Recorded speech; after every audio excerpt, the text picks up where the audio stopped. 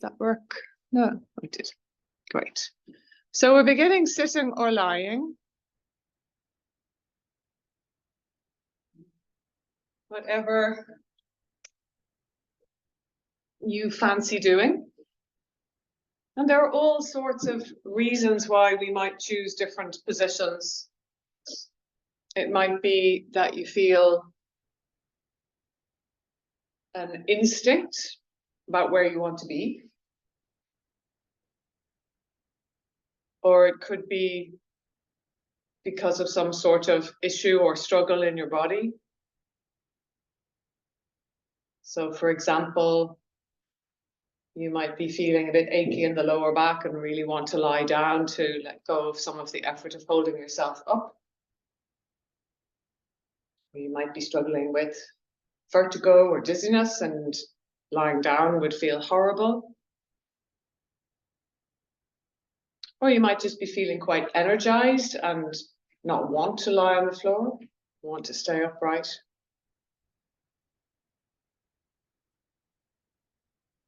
But as always, as you choose the position that you take up, could you ask yourself my favorite questions, which I hope will become your favorite questions. And those questions are, do I feel physically comfortable? And if that answer to that question is not quite, is there a way that you could change your position to feel more physically comfortable through a prop or a change of your body position? Great. Nice to see little tweaks being made. So do I feel physically comfortable? Then ask the question, do I feel safe? And that could be related to whether your eyes are open or closed, the angle that you're at in the room, again, the physical position, where your hands are, how your legs are. And if you don't feel safe, is there something you could change so that you feel safer?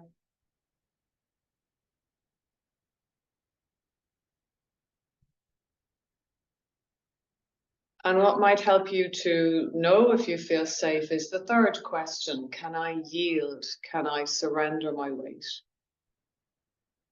Or am I holding on? Can I yield?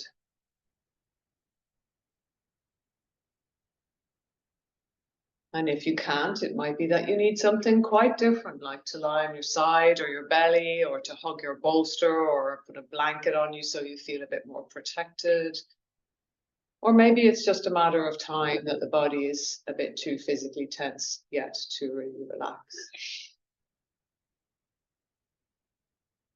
And then the last question, arguably more important than all the rest, is there something in this for me? Am I enjoying myself? Is there some part of me that feels good?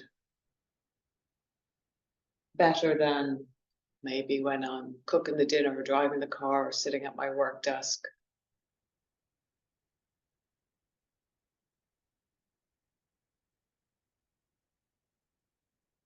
And we talked about this last week, or I kind of made this a bit of a theme last week also.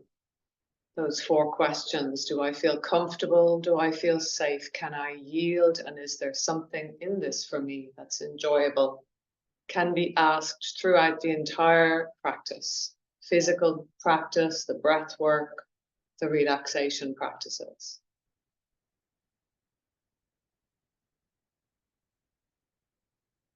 And what would it be like to imagine honoring your organism enough to take those questions out into your life? Maybe not all of them.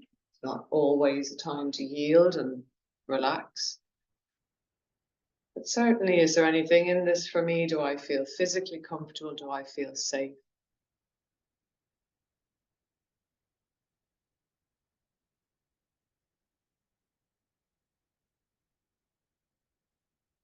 And taking a moment to check in with one small part of your body about which you feel neutral. So not something you love or something about your body that annoys you, something you feel neutral about. It might be your feet or your hands, it might just be a finger, might be anything small, and notice the sensations in that area of your body. Just bring your attention as a meditation to somewhere in your body about which you feel neutral. And that can be really hard. It can be hard to find somewhere that we're not pissed off with in some way or troubled by in some way. Keep working and see if you can find, it could be an ear. Really, it could be an ear. And just notice the sensations there. And can you be objectively curious about what you feel?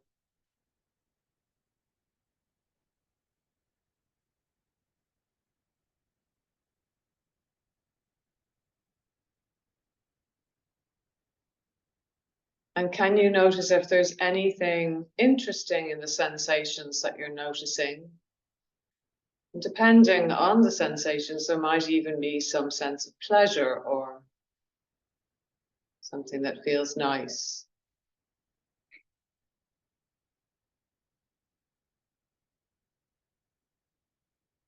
And then could you take your attention somewhere in your body that does bother you?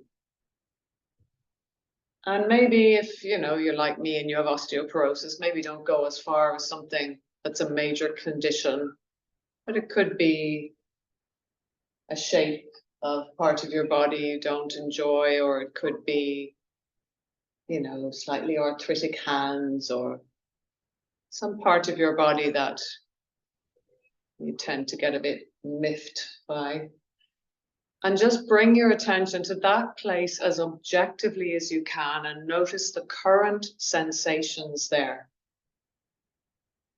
As objectively as you can, pour your attention into some part of your body that you tend to get a bit annoyed about.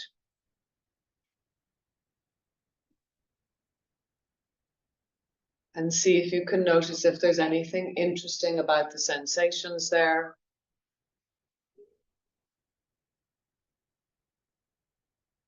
And even if there's anything pleasant about the sensations there.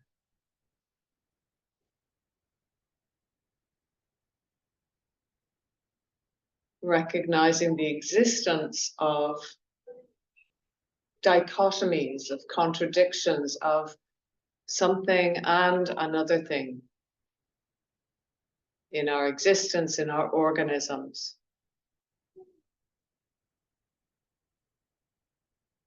The practice of adding the word and to our thoughts, is a really helpful way of not getting stuck in a negative frame of mind.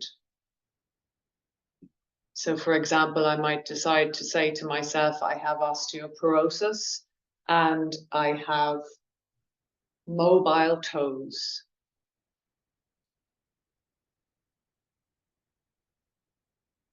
Or I have hot flushes and my hands tingle nicely when I think about them.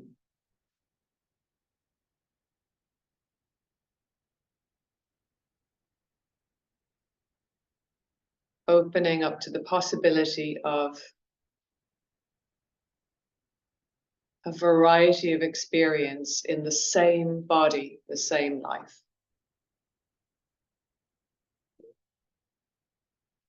Allowing yourself to deepen your breath now. And as you begin to focus on deepening your breath, could you think about what I've been offering you in terms of stuff to think about? This idea that in this same life, in this same body of yours, different things are going on. And how might you bring those inquiries into your practice? So yoga is an inquiry into the self. It's not just breath practices. It's not just movement. It's an inquiry into the self. And the broad tapestry of experience of being you includes the difficulties and the triumphs, the pleasure and the discomfort. All part of a life. And yoga endeavors to help us see these things objectively so that we are not so bound up in them.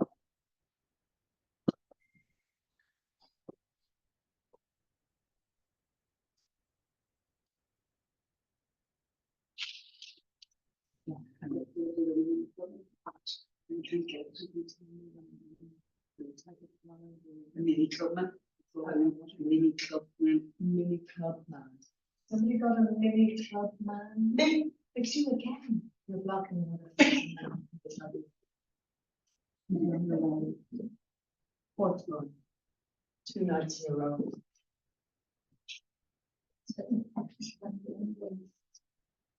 So as you deepen your breath,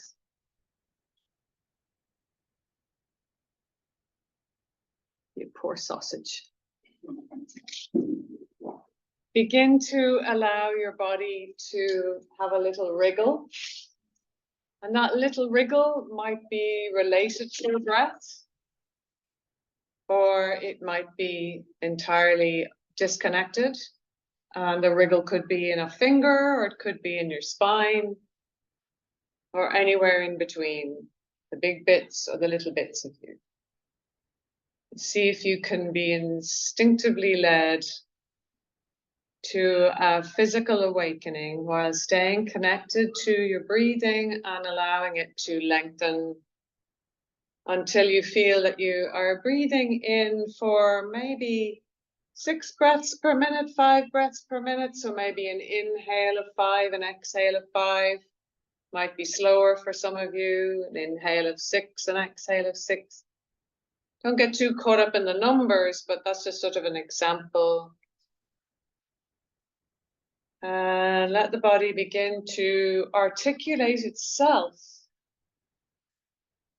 from your instinct rather than from an external decision. Just to let you know that the sound of the kids outside does tend to go away eventually. It's the scouts on their way back in and back out of their meeting, so we will have the place to ourselves very soon. And then if you could, please make sure that there has been some movement, or over the next minute or so, some movement in your neck, shoulders, spine, wrists and ankles. And that could happen all at the same time, or you might kind of journey through your body slowly. Thanks, Tony.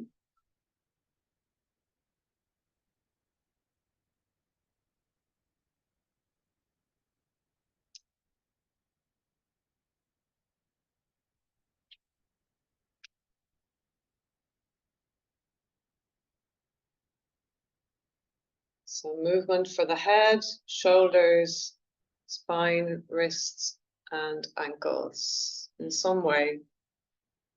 And if you're kind of thinking to yourself, oh God, am I doing this right? I don't know, what am I supposed to do? There is no supposed. Just think of moving bits of you in any old way.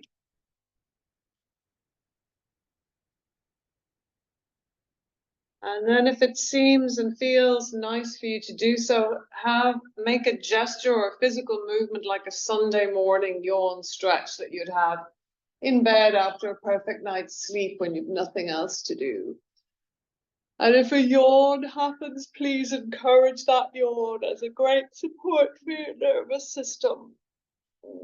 And if you feel like purring or sighing or grumbling, please do. And as you do this for another 10 seconds, notice what feels good in your body right now.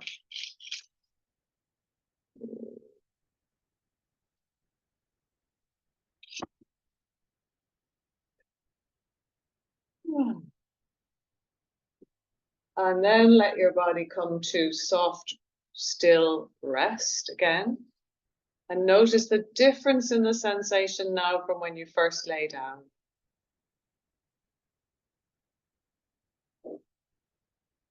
And what feels good about now.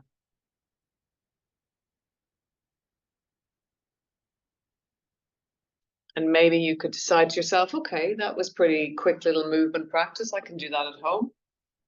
Take it home with you, make a little commitment to yourself of a morning to waken yourself up in the bed with a yummy instinctual bit of movement. And when you're ready, bend your lovely knees. And do you think you can lie down, Marie, or do you want to? If you want to sit up, I can give you alternatives. You're going to try it. Okay. Put your head on a block, though. Don't go fully down with your head.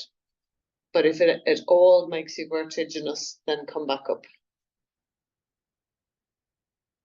And bringing your hands onto the front of your pelvis, with the heels of your hands resting on the ASIS, the sticky out bones at the front of your pelvis, or some people call them the hip bones. It's a misnomer, but nonetheless, the hip bones, if you think of them that way. And if you can, get your fingertips towards your pubic bones, and your thumbs will be touching the tips, the thumbs touching, does that make sense? The tips of your thumbs touching while the heels of the hands are on the ASIS and the fingertips on the pubic bone. If anyone's confused, I'm standing up, showing the hand position now. So it's like you're making a triangle with the hands at the front of the pelvis. In Pilates, they call this the Pilates triangle, and it's about setting the pelvis into neutral.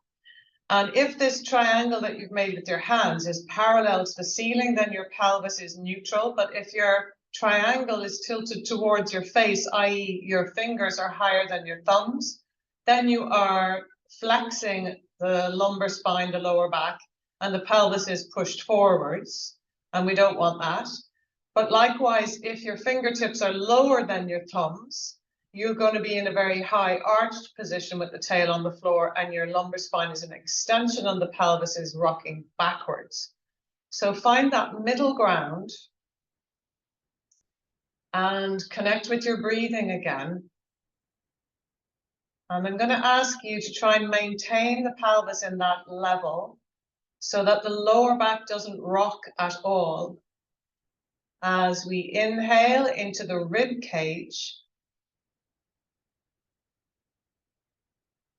and as you exhale, imagine the muscles of your waist concentrically contracting. So as if you have a wide cummerbund around your waist, a wide belt around your waist, and it is concentrically contracting, like someone is tightening a corset around the waist. And as you inhale, let that stay as it is. Obviously, it's going to move, and try and breathe only into your rib cage. Exhale, think about the tone of that muscle in around the waist called the transversus abdominis, like a corset deep into your body, close to your organs, concentrically contracting like a corset being tightened. And then as you inhale, let your ribs expand, trying to keep the belly still. As you exhale and notice that waist, that corset tightening, that transversus abdominis, you'll also notice a lift of your pelvic floor. And if you don't notice it, try and notice it. And then again, hold those in gentle tone as you breathe into the ribs.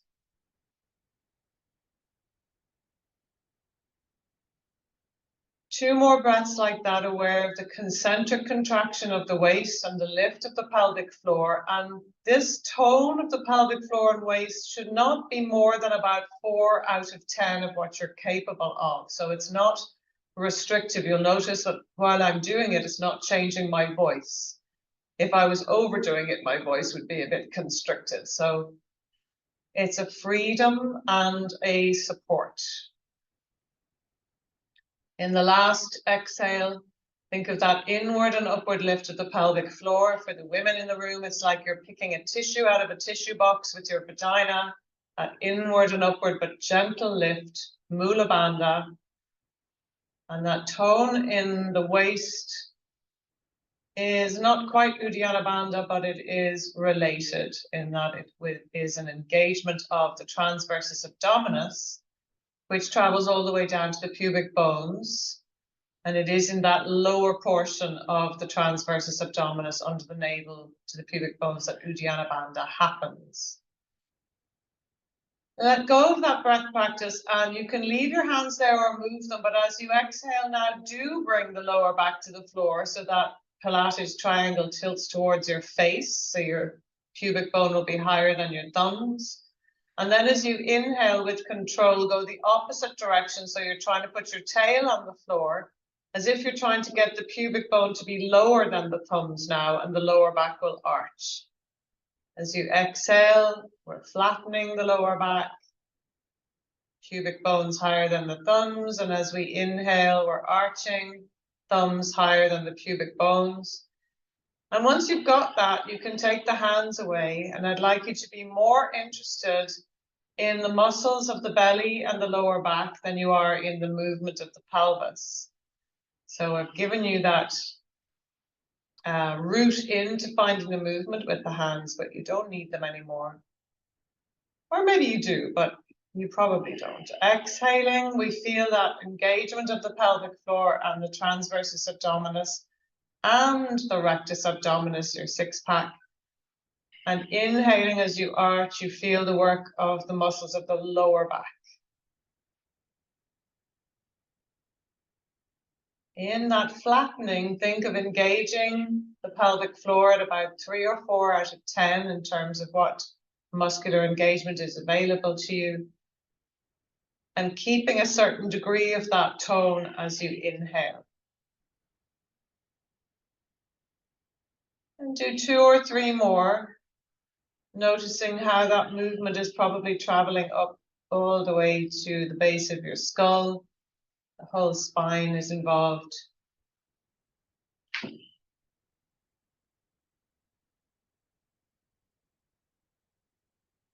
And when you're done, rest back at center. And let everything completely relax. We're going to bring the soles of the feet together and the knees wide. If that's already discombobulating for your hips, put your 2 blocks or your bolster under your legs so that you can support your knees. But we're not staying here forever. It's not like we're going to spend a restorative pose time here just now. So we're going to, though, breathe opposite to what we've been doing in a way, where we're going to think of relaxing the belly and pelvic floor as we inhale. And though they want to tone on the exhale, we're going to think of leaving them relaxed. Breathing in, the belly swells and the pelvic floor relaxes down. And exhale, we think of the pelvic floor staying relaxed, even though it will be moving up a little bit. 2 more like that.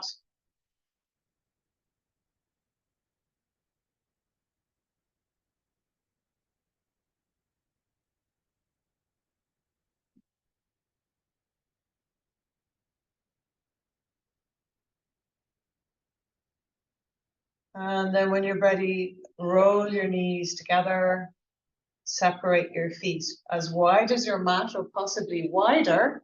You won't know till we do the movement what you want. And bring the 2 knees to the left. The right knee is going to go right down towards the mat, whereas the left knee is going to go towards the floor, obviously. And we're not keeping or not trying to get the knees and feet together. And then go the other side, left knee goes down, right knee goes out. Maureen, be careful with your lower back here.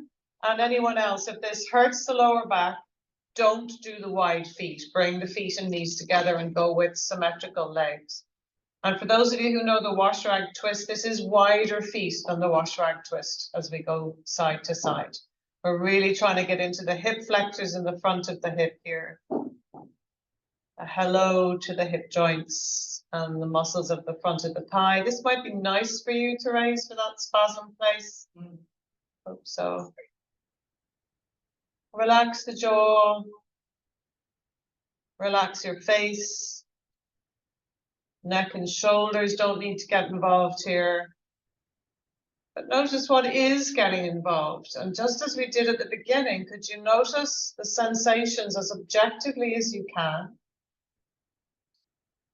And notice if you can detect anything that feels pleasant, even if there are bits that are going, holy moly, I'm a bit stuck here or whatever. But don't push into those stuck places. Notice them, but also notice what else is there to notice. Not getting too aligned to the problems. One more on each side, taking your time, make sure you're still breathing. I'm sure you're still breathing, but make sure you're still breathing deeply. And when you feel cooked, come back to center, walk the feet more neutral. And just notice for a moment how you feel. You might want to rest your legs out long to give your legs a rest. Sometimes after working into the hips as we have been, it can be nice to just rest the legs heavy out long. And notice how that feels.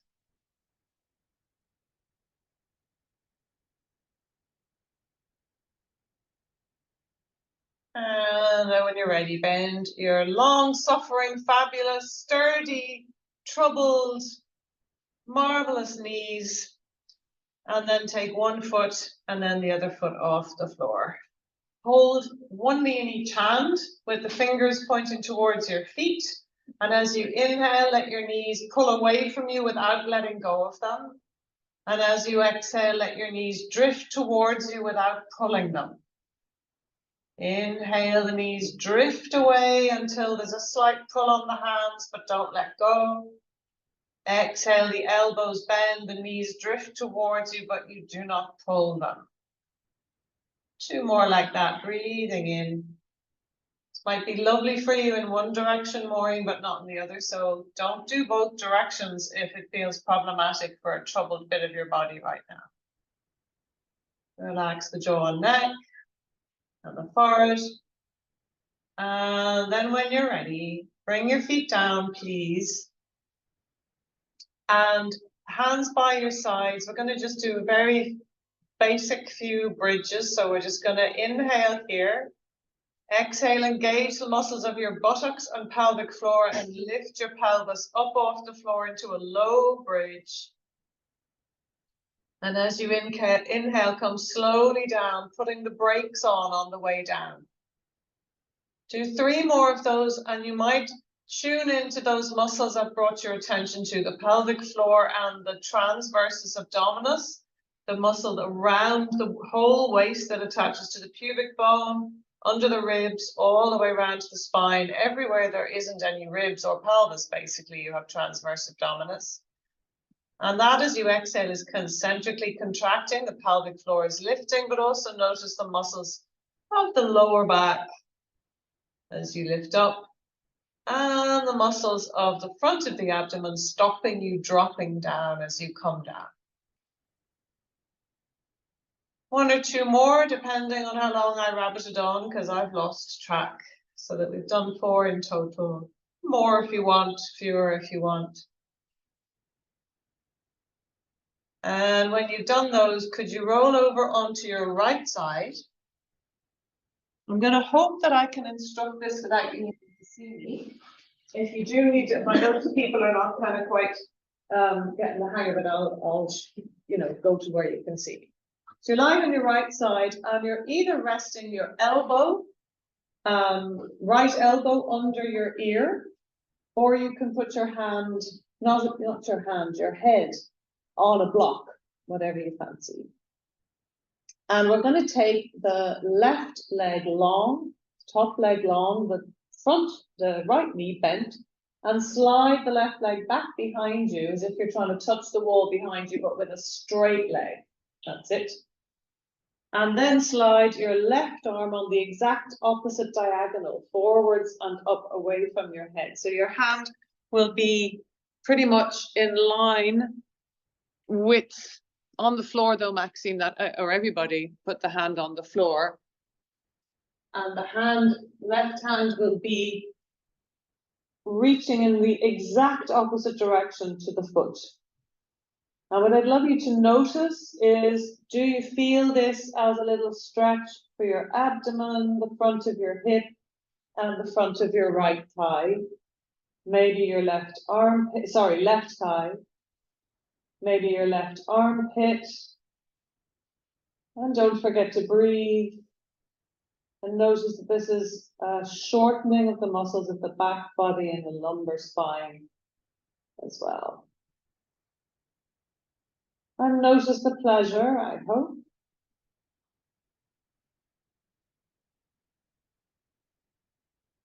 And then slide the left knee in front of you onto the floor. So the left knee will now be higher than the right knee.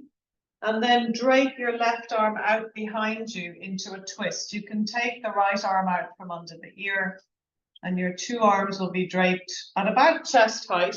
They don't have to be high. And you're in a nice asymmetrical twist, which could be really nice for lower back issues, or depending on the lower back issue, it might be horrible. So please adjust as you need to. So remember, do I feel physically comfortable? Do I feel safe? Can I yield? And do I get anything nice from this? If, for example, you can't get that left knee to the floor, you could put a block under the knee, or you can put the knees together. Take a few breaths here.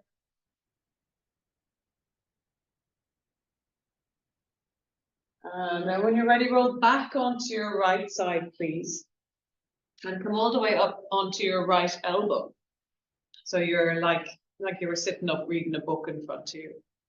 Bend your left knee and see, can you hold your foot or ankle behind you with your left hand? And you're trying to hold the ankle, preferably. I'm only suggesting foot if you can't reach the ankle. And if you can hold the ankle, please flex your ankle so that your toes are reaching towards your shin, and bring the knee as far back as you can.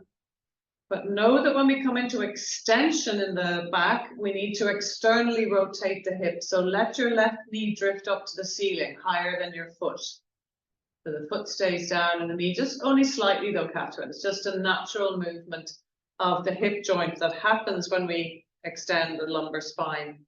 And it will help not to hurt your knee if you don't try and keep that knee level. So the other way, Frida, if you can bring your knee backwards, that's it. And then slightly higher with the knee and lower with the foot. Keep breathing there. Feel that expansion, extension in the front of the hip. Inhale here. And exhale, bring that leg long again. And let it touch the floor at full length. And we're simply going to tap it backwards and forwards. Tap it a little bit in front, tap it behind. And forwards and back. You can stay up on the elbow, or you can go lower down and back and forwards and back. Two more, forwards. Try not to move the body and just move the leg in isolation. And you'll feel your core muscles are being demanded there to step up. And then bend that knee, two knees are bent. And come up onto your elbow higher so that your head is just in space. And we're going to bring the left arm up overhead as if we're trying to touch the wall above the mat. Inhaling, that's it, Breda, yeah. And exhale, bring it down again. Two more like that, breathing in, left arm overhead. And exhaling it down again.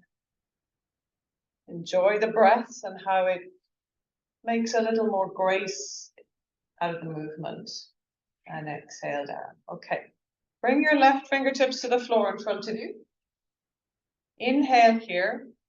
And as you exhale, if you can, lift your pelvis, your right hip up off the floor. If that's too much, go back down again and just think about lifting it and then come slowly down. And we're going to do that 2 more times. Exhale to lift. If you don't need your fingers, you can float them up to the top of the room or go up above your head or to the ceiling, or keep them on the floor. Exhale down. And one more time, inhale to lift. And exhale down. Then come up onto the palm of your hand, please. And I'm having looked around the room, I think most of you will be able to kind of take on the next level of this. And when it comes to levels, sorry, take a rest off your hand so your wrist doesn't get tired. When it comes to the idea of levels, I really wish I hadn't used that word. So think of it as finding your challenge, and that there aren't levels that make you better. You're not a better yogi or a better person if you do the last possible thing. What makes you a better yogi in this self-inquiry model is if you find the place that gives you the challenge, please. So if your wrist will allow you, you're coming onto your hand. That may be too much already for many of you. So staying down on the elbow may be better for you. It's harder though to do the core stuff when you're on your elbow. So if you're down here and you're finding the other stuff hard, it's because it's harder to do the core stuff down here. If you're up here and you're finding the core stuff easy, it's because this arm position just happens to make the core stuff easier. So swings and roundabouts. Take the left leg long and keep the right knee bent as it is. Draw your right shoulder down away from your ear. So when we get into this movement, a lot of us will end up like this, kind of scrunched up into the shoulder. And we really want to keep that lovely length between the earlobe and the shoulder. And if you can, we're going to inhale to lift, take the left arm overhead. And exhale to come down again. We're going to be doing this a few times. There's going to be more on that hand. So take breaks to come onto your elbow if you like. 2 more breathing in. Think of the muscles of the waist that I've been talking about, the transversus abdominis and the pelvic floor lifting. And 1 more time. Control both parts of the movement, the coming down and the going up. And then we're going to come up again. You can keep your hand on your hip. You could even put a block here in front of you and put your hand on a block if the floor feels far away. And we're going to try that tapping with the left foot. Forwards and back and forwards and back, forwards and back. And back. Sit down to your hip. Sit up into mermaid with your feet out to your left. So you're still going to be facing the right side of your mat. If mermaid is impossible for you, might be problematic if the lower back is hurting. Don't change your orientation because we're going to go back onto our side. This is just a cheeky little rest for our right wrist. So we're in mermaid. We're going to take the left hand to the right knee, the right hand behind us very delicately, very little weight on the right hand. Let your left buttock lift and turn over the right shoulder. A nice twist to the right. But let that left buttock lift so that the hips aren't being forced into symmetry when the spine wants them to. Come with it. Breathing here for 3 or 4 breaths.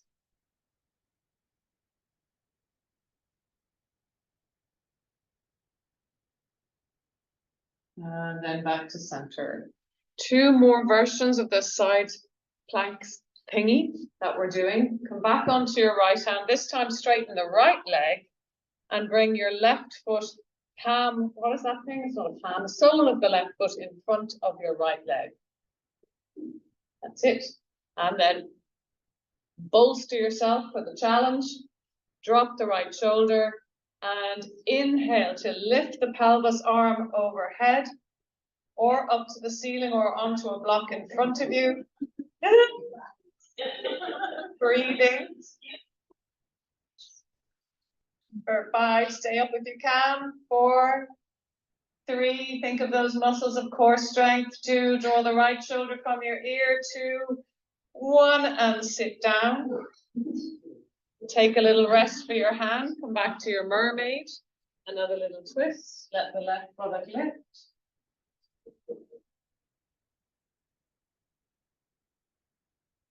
And then come back for the last challenge, which is to bring that hand to the floor. Right leg straight. Left foot now behind. Sole of the left foot behind the straight right leg. And we are going to inhale to lift. And you're going to turn your chest to the ceiling, look up to the ceiling. If your neck hurts, look down to your chest instead. But just a slight elevation of the chest up to the ceiling. Press into that left foot and lift the pelvis higher. Right shoulder down from your ear for 4, 3, breathing, 2, 1. Come slowly down and flip your legs the other way and go onto your left side. Sorry for the punishment, you're toasty. So lying down on your left elbow. You have to do it all again, Ian. You don't have to, of course, but you might feel terribly buckety if you don't. So the first one is the yummy one. Straighten the right leg and slide it back behind you, keeping it on the floor as if you're trying to touch the back side of your mat, and then extend the right leg in the absolute opposite direction. Support this back bend, because this is an extension of the spine, with a little tiny 2 out of 10 bit of tone in the lower abdomen. So think of the muscles from the pubic bone to the navel, just slightly like a hand holding you. And reach from your core towards your right ankle and your right wrist, as if you're pushing the arms away from you rather than stretching and reaching. Find that deep breath. This is a nice rest from what we've just been doing.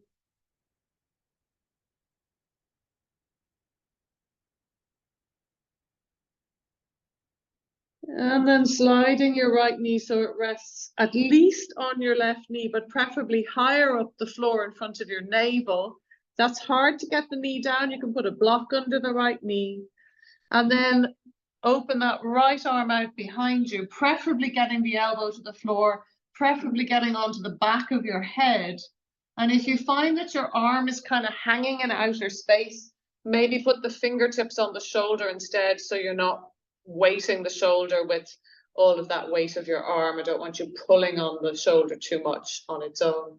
If you bend the knees more, Elaine, if you can, and if you are able to bring your right fingertips to your right shoulder, Elaine, right fingertips to your right shoulder, that's it. And then roll onto the back of your head, bringing the elbow back behind you. But keep the knees really bent if you can. That's it. You're getting a bit more twist for the spine there. Beautiful. If that's all right with you, by the way. Keep the knee more bent, Maureen, as well. The right knee up there. Exactly. Couple more breaths here. Look for the pleasure alongside the possible difficulty.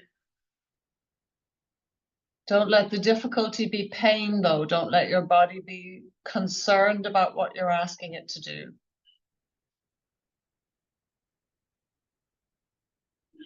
And then when you're ready, roll back onto your side. Take your right leg full length and come up onto your elbow as if you're sort of supporting your head in your hand first. This one where the elbow's on the floor.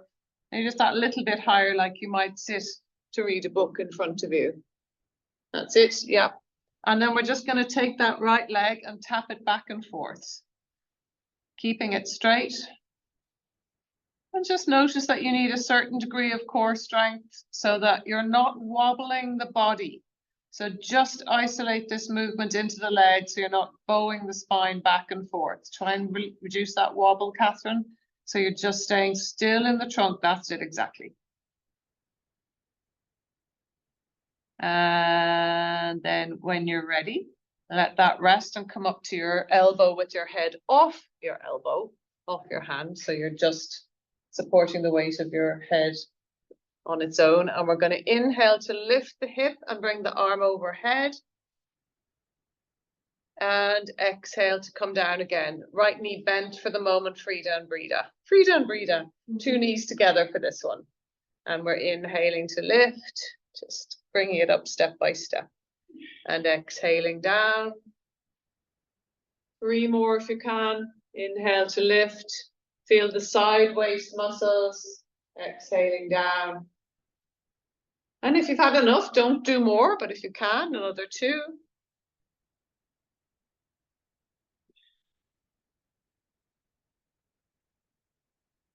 Lovely. And then you're going to come up onto your left hand, please, and straighten your right leg. And then we will be inhaling up, draw that shoulder away from your ear, and exhaling down.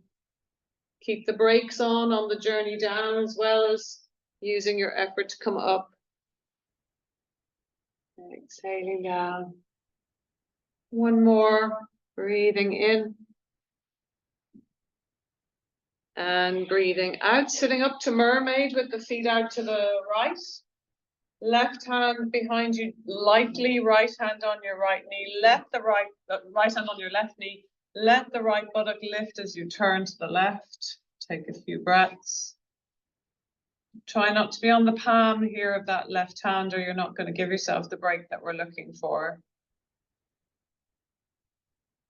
And then come back to center, come back onto that hand, now straighten the other leg and bring the right foot in front of the left knee or the left shin. And drop that left shoulder back from your ear and inhale to lift up. And we're going to stay here for 5, lift the hips higher, 4, 3, 2, 1, use the brakes to come down. Take another little rest, legs out to the right, mermaid twist to the left, right buttock comes off the floor, left hand is slightly behind you, nice and feet out to the right, Catherine, that's it, and you're going to turn towards the window. I love it when I instruct things that I think are, because I know what I'm trying to get you to do. I'm like, yeah, just do this, and then I look around and half of you are completely gobsmacked. And I realize I haven't been clear at all. Then come back to the center. And the last one, straightening the bottom leg, the left leg, right foot behind the leg. Now, draw the left shoulder down away from your ear. Lift up into your side plank, but then we're changing it by looking up to the ceiling, drawing the chest to look to the ceiling, lifting the hips higher, draw the left shoulder back from the ear. The only thing that might be too troublesome here is the neck, in which case look down to your chest. But we're trying to angle the chest up to the ceiling, the pelvis kind of up to the ceiling. Inhale here. I've defeated many of you. And exhale, come down. Is it your quadriceps that can't manage? Just And then come on to all fours. Well done for staying with me as far as you did. Most people got it on the first side, but I defeated you on the second side. Let's wobble back and forth. Be on your knees and hands, or knees and elbows, and feel free to pleat your mat or kneel on your blanket. And because we're wobbling back and forth, I'm hoping that it will be not too much for your hands, but if it is, being on the elbows will be much better. Neutral spine, especially if you've osteoporosis.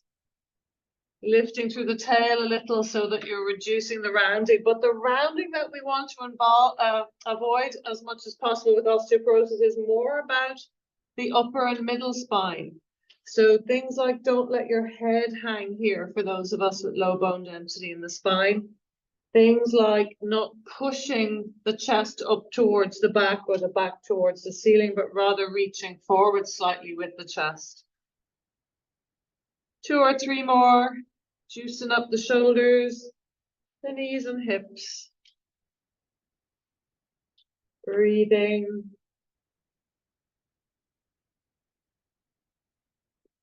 Well, now when you're ready, separate your knees about mat width apart and walk yourself back with the big toes touching. So you're creating a V shape between your toes and knees. Lift through the tail. And as you start to bring the bum back, the minute you start to think of it as going downwards towards the heels, stop. Don't go down. So you're going back but not down. And then support your forehead in your hands with neutral back of neck. And you should find that this is quite intense in your hip joints. And I would like you to nurse yourself or rock yourself like a little baby into and away from the position. So that doesn't mean that I want you to push to go further, but that you let the body feel it and then move away so that it knows it has permission to not be somewhere problematic for it. So we are getting towards the work that we want to do, but we're not forcing the body to stay there, giving it plenty of opportunity to stop.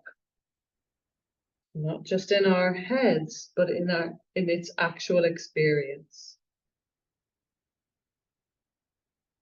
When you feel ready, crawl your hands back and come to either a sitting kneel or a standing kneel.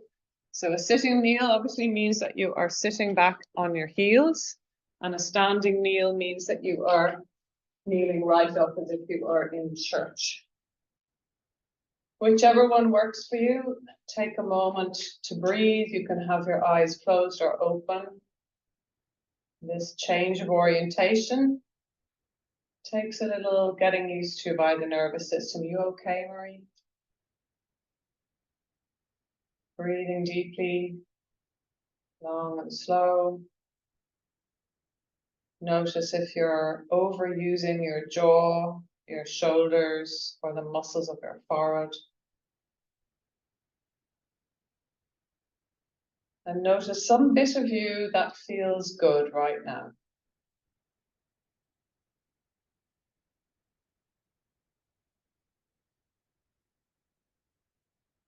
And whether you're in the sitting or the standing kneel, we can do the same thing. We're going to inhale the arms up. And exhaling, bringing the left arm behind you, the right arm in front, turning to the left.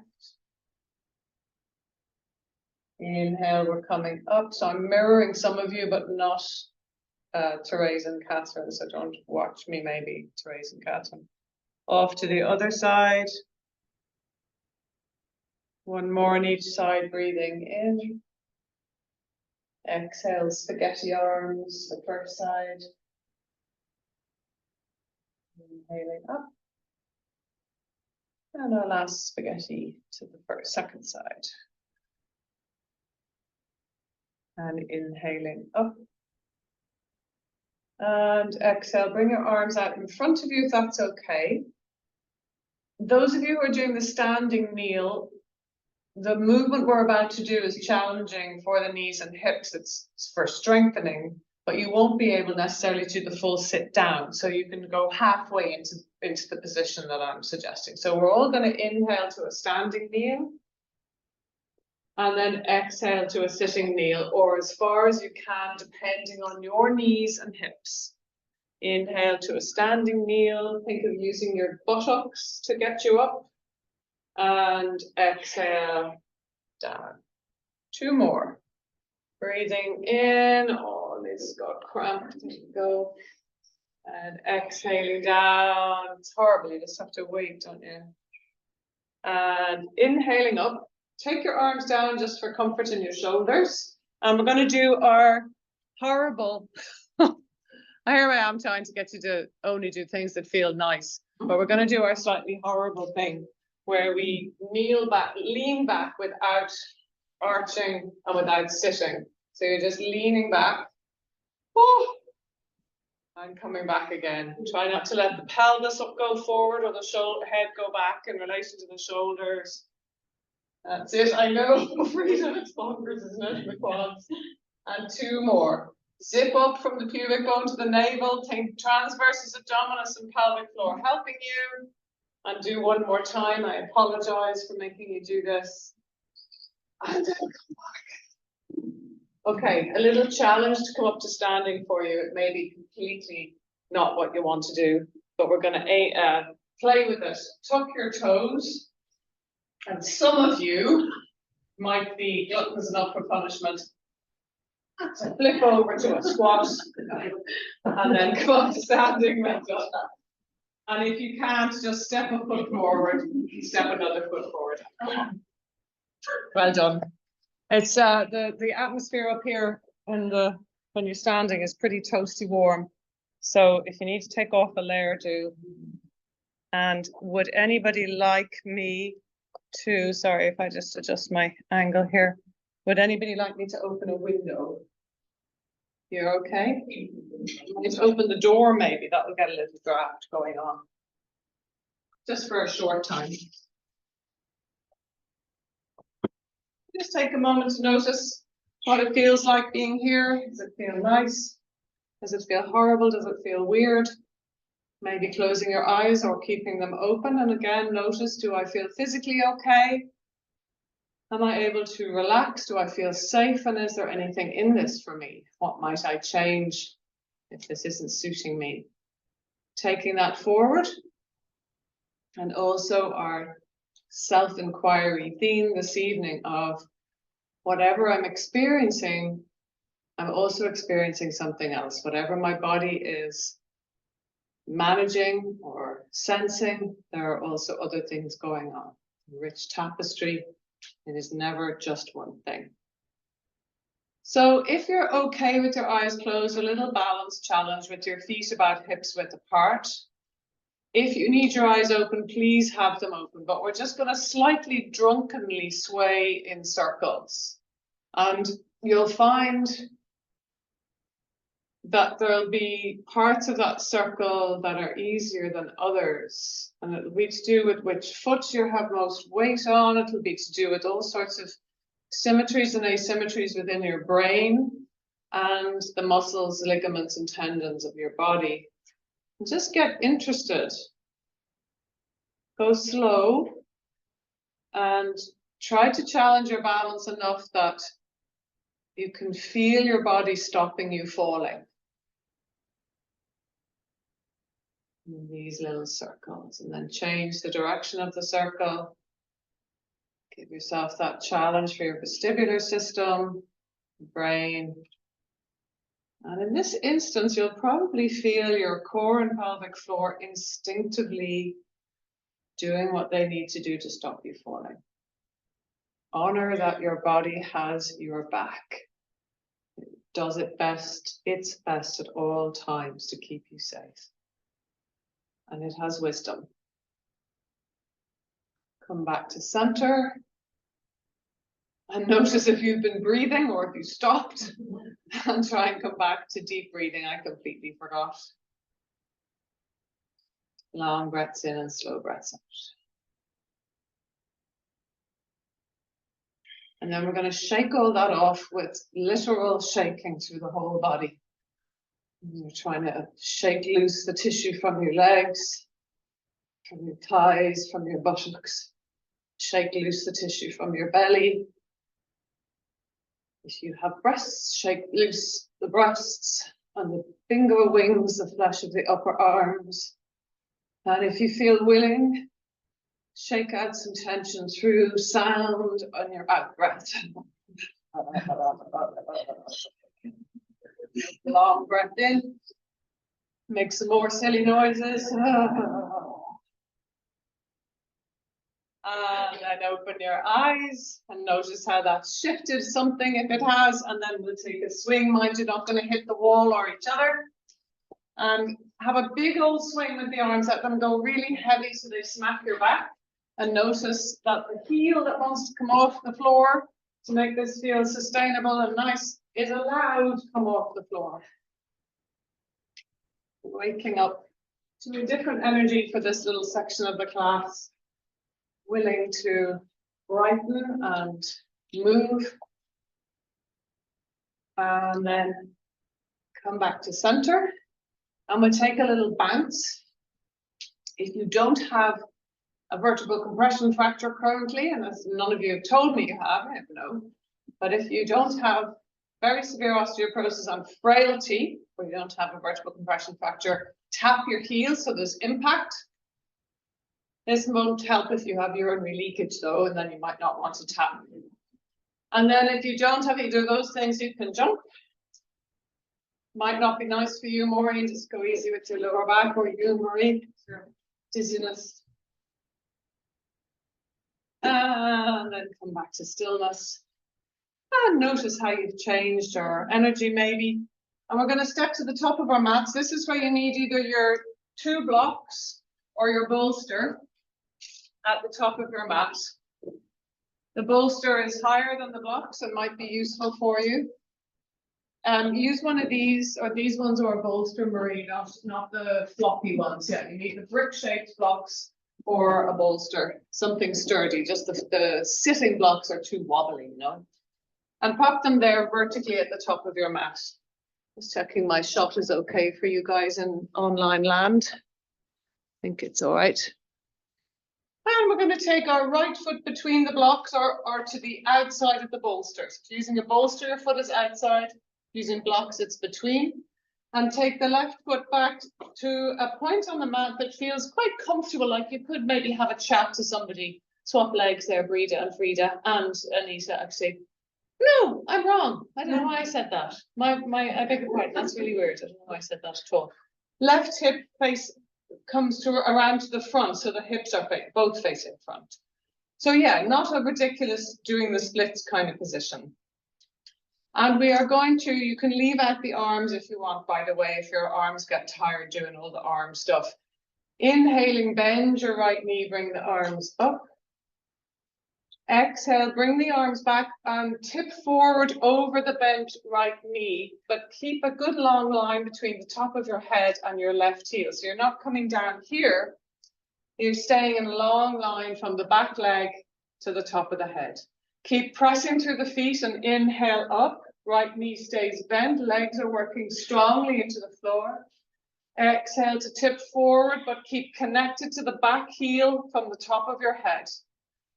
Inhale up. I'd love you to think about powering all of this from your legs. Strong, strong legs. Exhale, keep the back leg strong as you come forward. One more coming up with bent knee. And then we're coming forward with straight right leg. Same position though for the rest of us. Just straighten the right knee. Bend the knee to come up, breathing in. Straighten the leg to come back, breathing out. Lift through the tail, try not to go too far forward, stay connected to the back leg. Inhale to come up. Bent knee, sorry about that, forgot that instruction. Exhale, straight right leg, reach back. One more time, inhale up, bent right knee.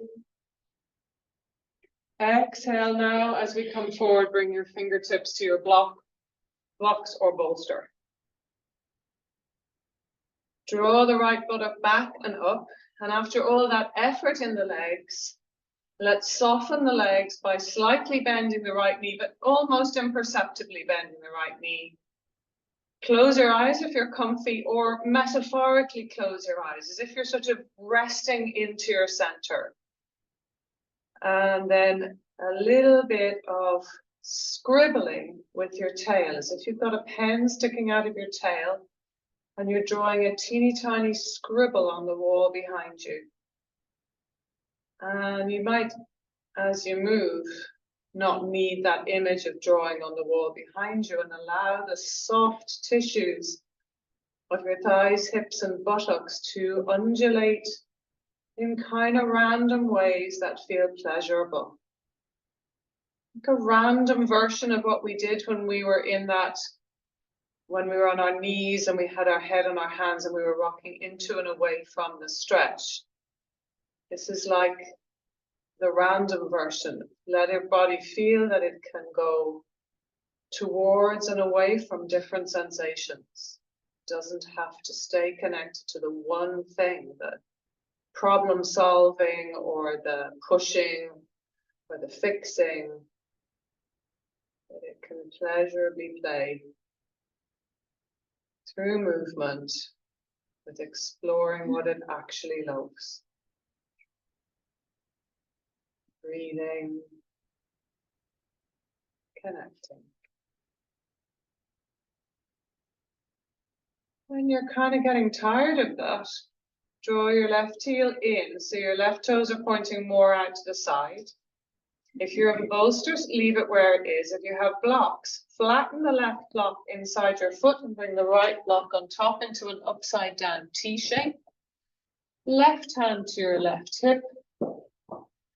Right shoulder is going to draw up to the ceiling vertically over, left shoulder is going to draw up to the ceiling vertically over the right shoulder, keeping that left hip where it was. So don't pull that left hip back, please. And when you turn the sternum and draw on the left shoulder up, feel free to float the arm but in line with the shoulder, not pulling back. And notice the grace that comes with moving your body bit by bit rather than painting a shape on from the outside.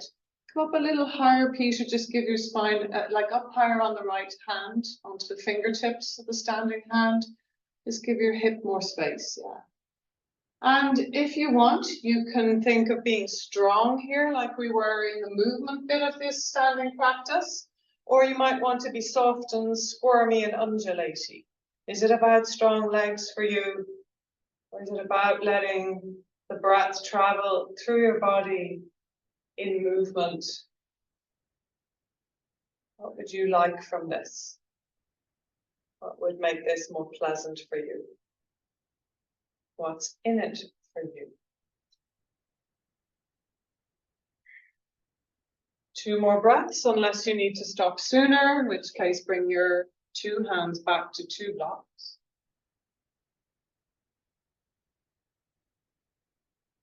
When you're ready, bring your left hand back down onto the T-shaped block. Maybe you don't need to separate the blocks just yet, actually. And step your left foot halfway up the mat, and then your right foot to join the left foot.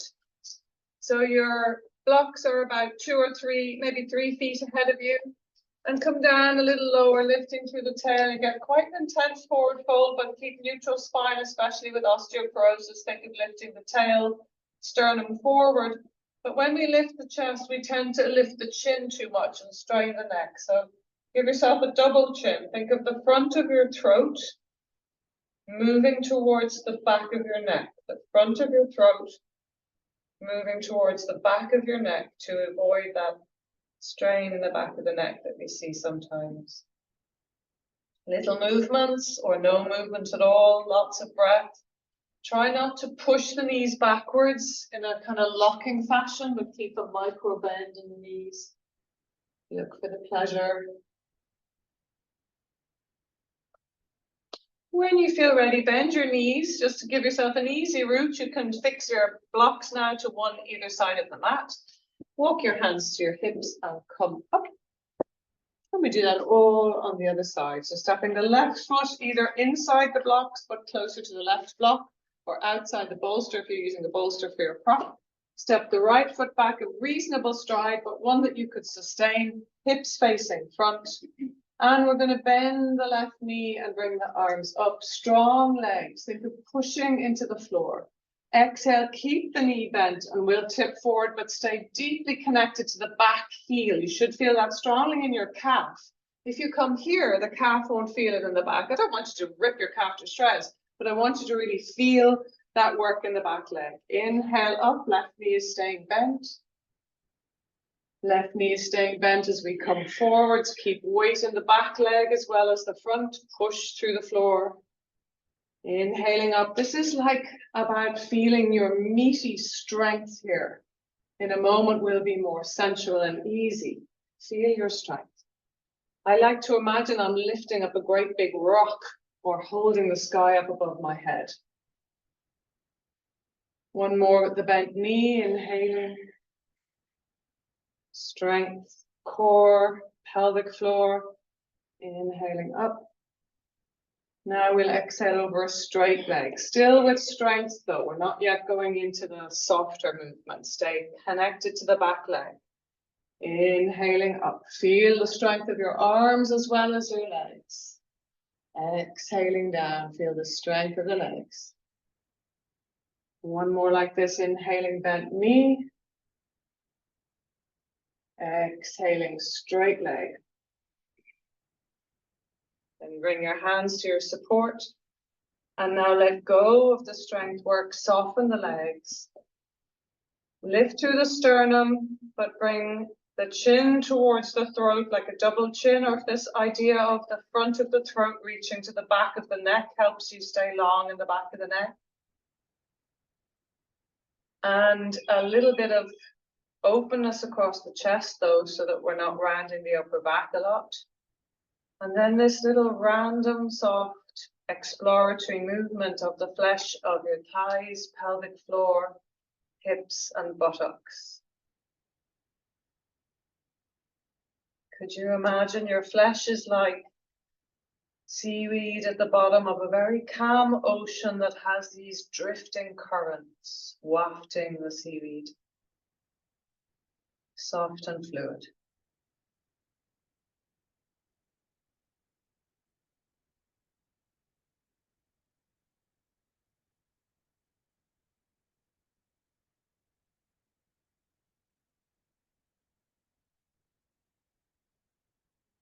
Softening the face as well.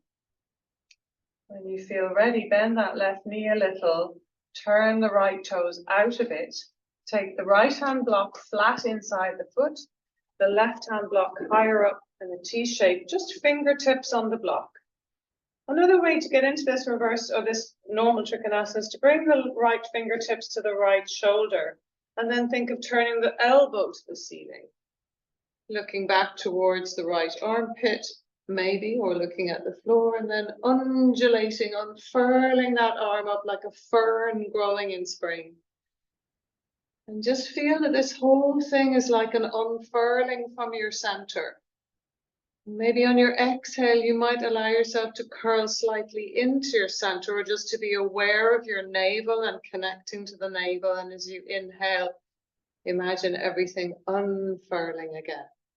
Even if there's no movement, just imagine folding in and opening out.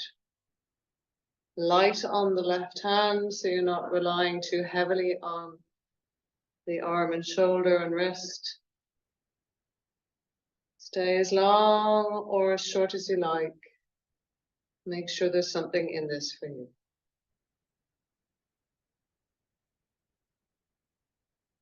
You decide when you need to bring that right hand down. Maybe 2 more breaths, maybe you're already done. And this time, instead of our forward fold, we're going to pivot to bring the right knee down. Don't over lean on your blocks, they can fall. And then take your left knee back as well. And again, you can either sit in a sitting kneel, or if you find sitting kneel not good, don't stay in a standing kneel. Instead, sit down on a block. Something that just gets you that little bit lower, a little bit more of you connecting to the floor so that you can be a little more restful. You might want to close your eyes or keep them open.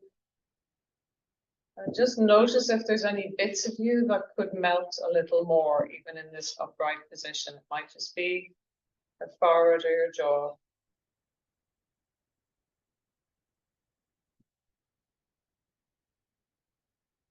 And don't forget to breathe.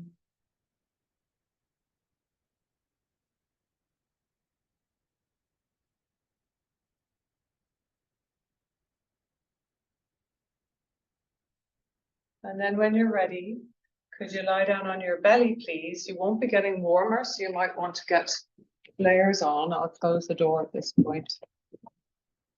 But we're not stopping moving just yet. Just if you want socks or...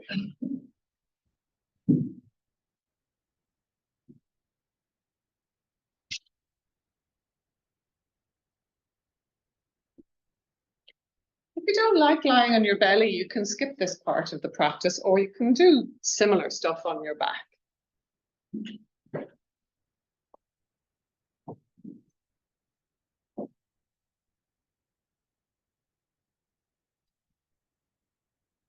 Once you get there, could you bend your knees so that you're resting on your thighs and your feet are above your knees?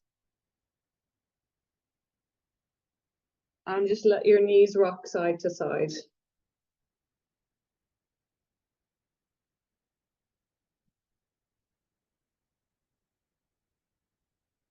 And this is a really lazy rocking. Nice massage for those quadriceps that some of you were really feeling earlier, the fronts of the thighs working. Nice for the lower back to kind of let there be this layered movement of the tissues. So our skin and our fat and our fascia and our muscles and our bones don't move as a unit. They slip slide in a counterpoint to each other, one moving one way, the other moving a difference. And you might feel that in your back as you rock your legs side to side, that there's a sort of sense of separation of skin from muscle and muscle from bone.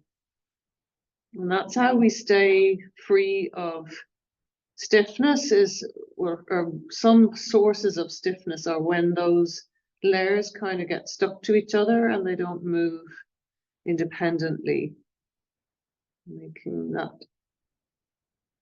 slippy slidey movement very important to maintain. Let's let the legs straight down to the floor again. And you know me, I'm a bit of a sucker for a bit of back strength, which is very valuable for all of us as we age, particularly those of us with low bone density, but for all of us to avoid falls and to maintain posture as the years go by. We're going to bring our forward onto our hands. This is hard work. Inhale. As you exhale, press your pelvis to the floor, lift your navel towards your spine and float your face up off the floor, but you're not looking forward. So you're just floating with the face parallel to the floor.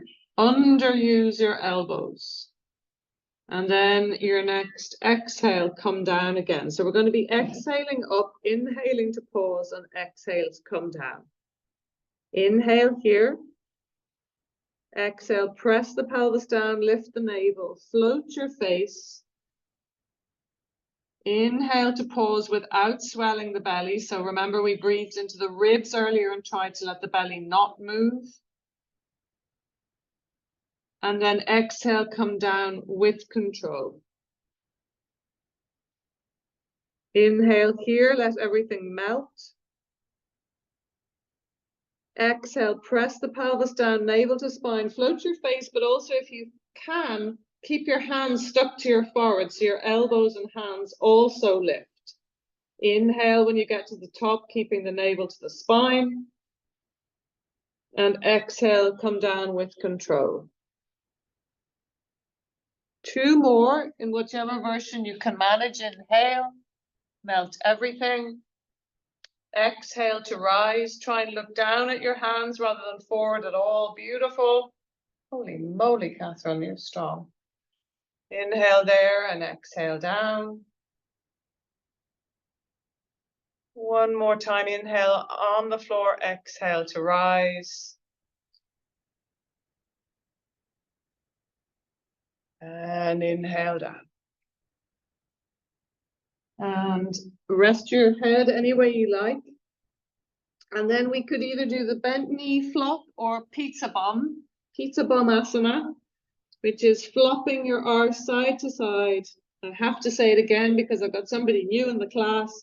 You're flopping your bum side to side like a chef flopping around raw pizza dough, throwing it around the kitchen. Flop it, flop it, flop it, carelessly, so that it is really relaxed. And again, feel that contrapuntal movement as if your bones are letting go of their muscles and the muscles are letting go of the fatty tissue and the fatty tissue is letting go of the skin and you are just jelly. And then back to stillness and notice what feels good in your body right now. There must be something, surely. And then when you're ready, choose whether you want to do your Shavasana, resting right as you are. Do you want to roll to your side and cuddle a bolster and put a knee on a block under your knee? Or do you want to lie on your back? What would feel like a good place to soften? Don't be led by other people, be led by what you feel you would like. When you get onto your back, if you're going there, I'll be offering blocks and blankets. You can put a bolster under your knees. If you want to do a restorative pose, you're welcome, you know, to lie back on a bolster or to do child's pose around a bolster. Whatever you're having yourself.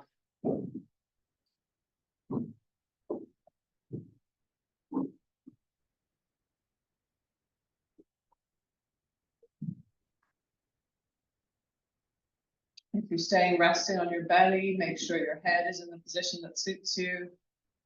Rest on the cheek or the forehead. Would you like something under your knees, Elisa? Because then you might be able to rest with your legs long. Like yes. Actually, I'm giving you my bolster.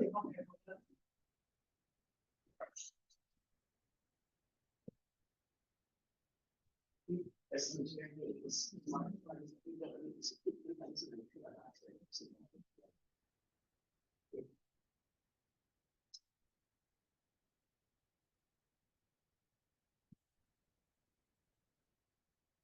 And then just give me a wave if you would like a blanket on top of you.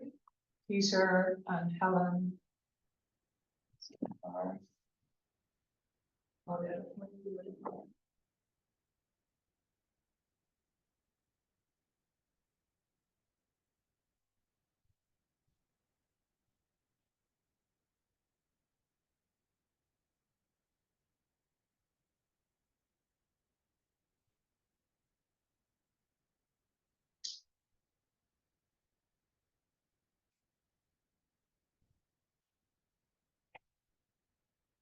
Anyone else for a blanket or a prop?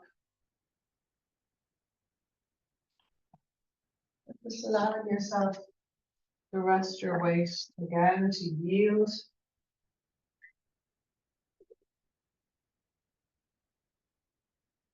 To notice, do you feel physically comfortable?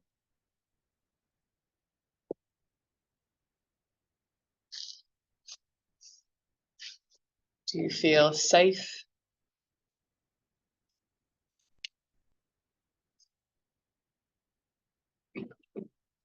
Are you able to yield your weight?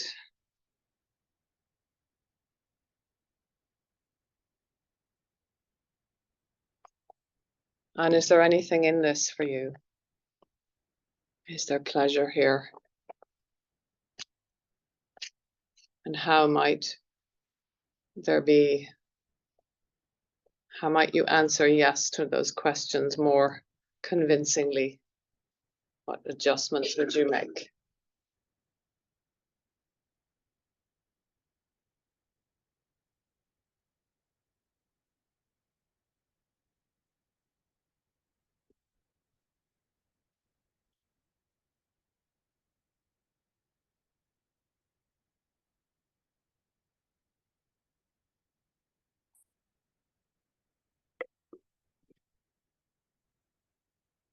And then tuning into your feet.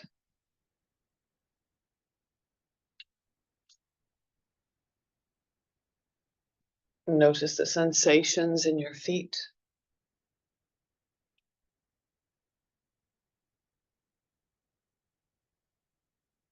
And imagine space between the bones of your feet.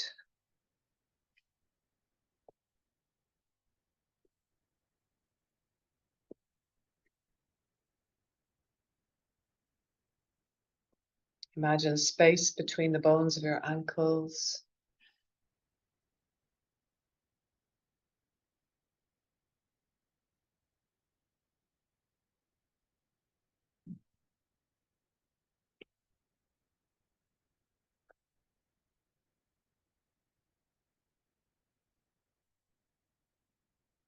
Space deep in your knee joints.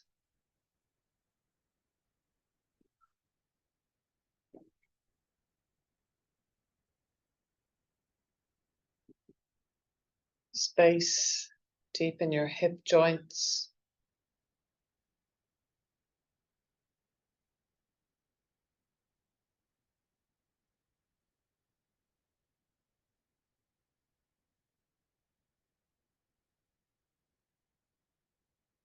Space in the basin of your pelvis.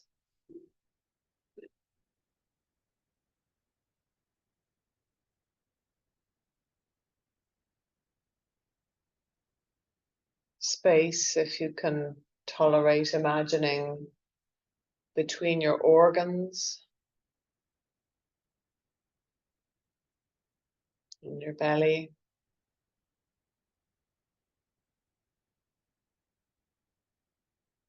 Space just inside your rib cage.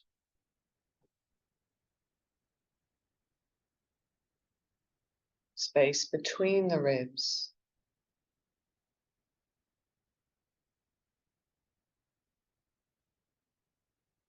Imagine space between the vertebrae of your spine.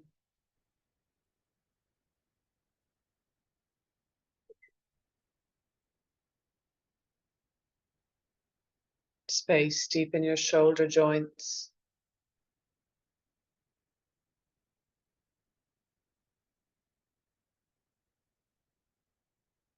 Space in your elbow joints.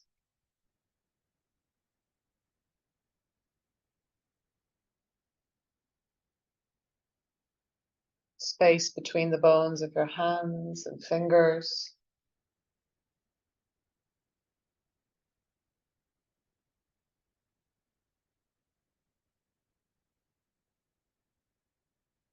Space at the hinges of your jaw.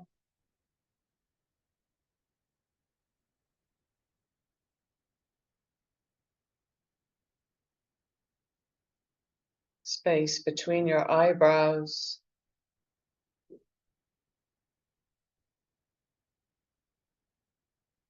Space between your forehead and the frontal lobes of your brain.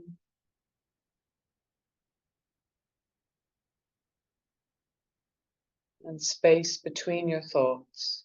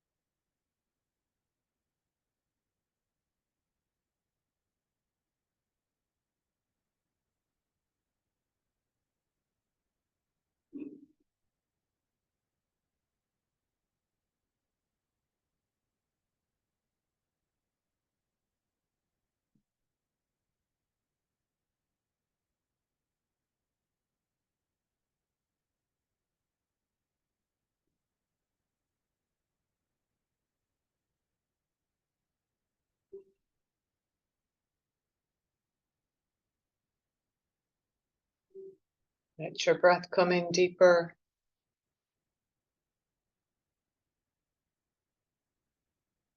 Bring a little movement wherever movement is desired or required. And those of you online, of course, you can stay, go straight to sleep if you like. When you're ready to move, and only when you're ready, bend your knees, roll to your side, and come all the way to sitting eventually. Take your time to get there.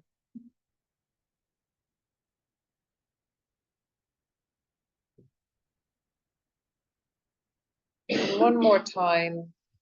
You can hold your body if you want, or rest your hands on your lap, whatever you like. One more time, connecting to somewhere in your experience right now, maybe in your physical body or just how you feel, to connect with something that feels good right now.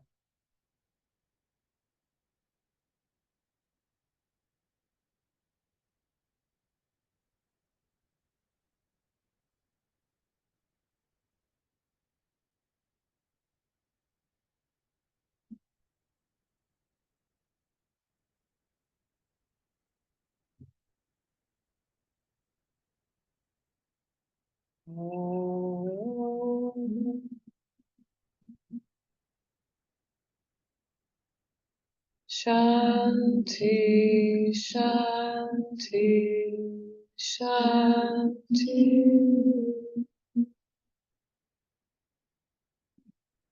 May you be well. May you be free from harm. May you progress where possible. May you find ways to sit at ease with the rest. Om Shanti. Namaste. Thank you very much. Thank you. Thank you, girls online. And just a reminder that there is a list on the windowsill. If you could write your name if you want to come back after Christmas.